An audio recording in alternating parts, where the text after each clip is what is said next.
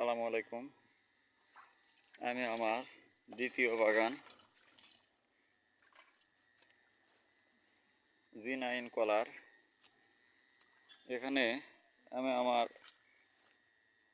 24 শতক জায়গার উপরে 200 জি9 কলার চারা রোপণ করি। এখানে মালচিং পেপারের উপরে কলার চারা লাগানো হয়েছে। আসলে এটা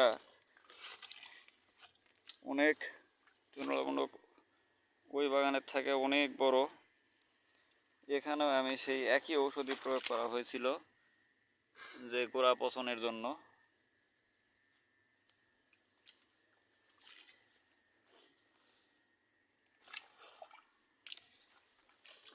তবে গোড়া পচনের কি ফলাফল আসে আমরা সামনের ভিডিওতে জানাবো। আর আমার তো মনে হয় বাংলাদেশে মালচিং পদ্ধতিতে জি9 কলা অথবা যে কোনো কলার চাষ এই প্রথম। যদি আমি মালচিং পেপার না দিতাম তাহলে এখানে ঘাসে পরিপূর্ণ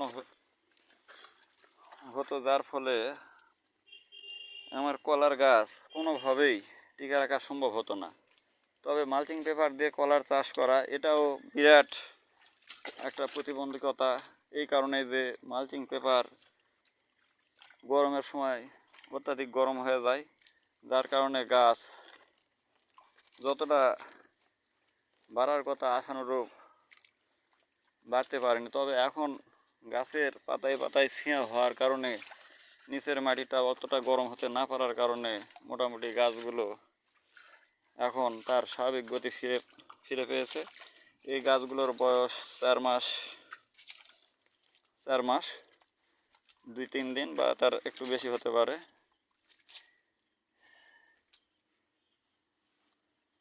এটা বিশাল বাগান, যদিও 24 শতক, কিন্তু এখানে অনেক কলার গাছ। 6 ফিট দূরত্বে কলার চারা রোপণ করা হয়। জি9 কলা আপনারা হয়তো গাছ যারা চেনেন তারা গাছ দেখলেই বুঝতে পারবেন যে কলার গাছটা কি কলার গাছ। মালচিং পদ্ধতিতে কলা চাষের কী ধরনের সুযোগ সুবিধা আছে তা আমি একের পর এক ভিডিওতে জানাবো। আজকে সন্ধ্যা লেগে যাওয়ার কারণে আমি ভিডিওটা বেশি লম্বা করতে পারবো না। এই লম্বায় এক একটা বেড 90 ফিট, এদিকে এটাও 90 ফিট, আর ছোট যেগুলো আছে সেগুলা 50 ফিট করে আছে।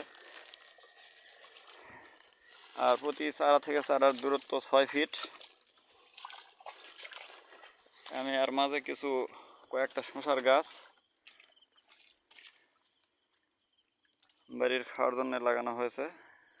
এটাও মালটার জি9-এর মিশ্র বাগান।